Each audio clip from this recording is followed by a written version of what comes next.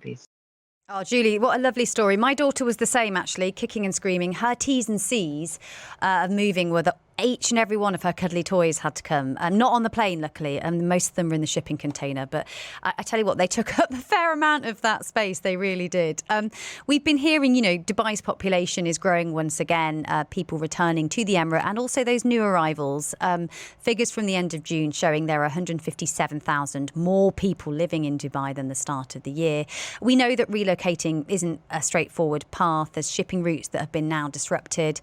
Many people facing those delays in getting their belongings to the country. So is that changing the way that people settle here? Well, joining us now is Santos, Managing Director and co-founder of First Class Property Management. He joins me in the studio. Hi, Luis. Thanks for joining me. Thank you very much. How are you? Fine, thank you. Thanks for coming into the studio. I'm interested to find out, have you noticed an increase in demand for those short-term rentals over the past few months? Because, people aren't able to ship as they did perhaps this time last year.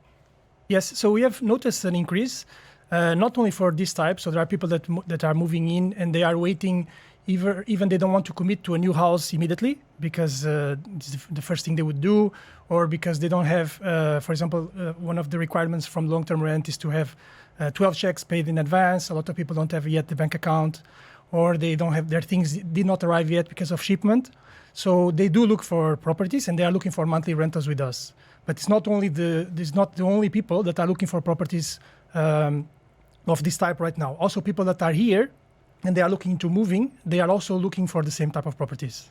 Ah, okay. It's really interesting, isn't it, to see sort of the trends and how people are influenced by, what else is happening. Are people choosing more furnished accommodation than they were last year, perhaps, because they can't move their belongings here? Yes, so that's a good thing because it's ready from day one, right? So you don't have to come in and look for your new property and furnish. You have time to do it. So it gives you some breathing time. So for the furnished apartment is actually the ideal situation for this kind of flexible temporary situation, right? The ideal solution, not only for these people, but for some people that are moving into. So if they are right now in a house and they are waiting, for example, for their handover, and there are a lot of people waiting for their handovers, and the handovers get delayed, right? And during that time, it's good to move into a place which is furnished, and all that is contributing to the more demand of the furnished apartments. Yeah, it is such a balancing act when you first move. We moved into a friend's house for 2 weeks because they were away, because it was August. Then we had accommodation for 2 weeks that was supplied by my husband's company. And then in that month, we managed to obviously get a bank account, and then we moved into our house that we're still in today. But we bed hopped pretty much. Yes. It wasn't the most ideal settling for my two kids. Who are your tenants now? Are they professionals relocating for work, individuals? Are they families like I was 4 years ago, or people wanting to, test life here before committing? Yeah, so there are also business travelers, especially in the IFC. So we are quite busy and occupied in the IFC. Most of them are people that come for 1 or 2 months projects, and they come and they stay in furnished apartments. There are people that are in between houses and they want to take the time to renegotiate their annual lease. So they also rent for a few months while they look for something else. There are the new people moving in, as we said. There are also people waiting for their new house.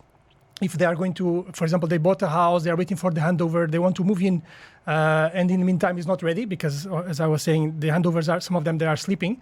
So these are the people that are staying. And then there are also people that, because of the situation, they prefer to stay in a more flexible, let's say, solution until the regional situation is more settled. Yeah, I was going to ask that. Has the conflict changed the types of inquiries that you're getting now? Yes, it's completely changed. So it's a completely different picture from last year. So last year we had a lot of, so it was shorter bookings and all based on tourism, right? So most of the people that were staying with us were tourists. And now it has completely changed. So 69.4% of the nights that we had booked in Q2, so that was the number that we got from our first class short-term rental index for Q2, they are staying as monthly stays, 69.4% of the nights. So it's a complete different change. People are booking monthly, 1 month, 2 months, even 6 months, because of the reasons that we said before.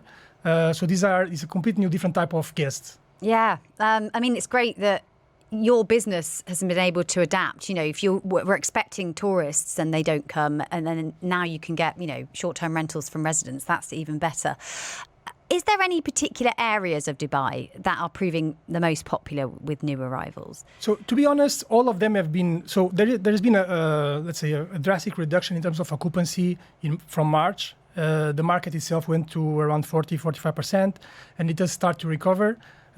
So in our case as well. And what we see is that at the moment, most of the areas, or almost all the areas where we operate, and we are operating across all Dubai because we have 600 properties we are managing, they are all fully occupied, or let's say around 90% occupation. Okay.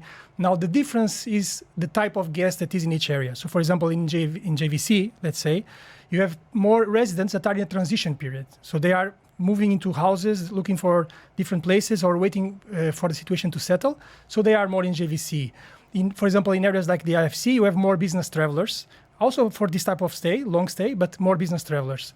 And then in the prime areas, actually you have more the new incomers.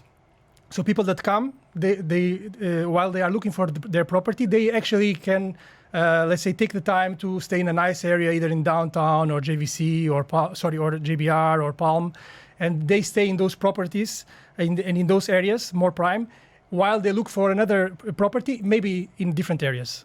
And then you have the families that go to the Springs or Arabian Ranches. Yes. So we also have this kind of monthly stays in villas as well for people that can. Even some people have upgraded because as you go to a monthly stay and it's a temporary situation, the people take advantage of upgrading for a while. Let's say 2, 3 months, 4 months, while they wait for their, for example, their handover, and they go, for example, to a bigger villa or to a villa in the more central area.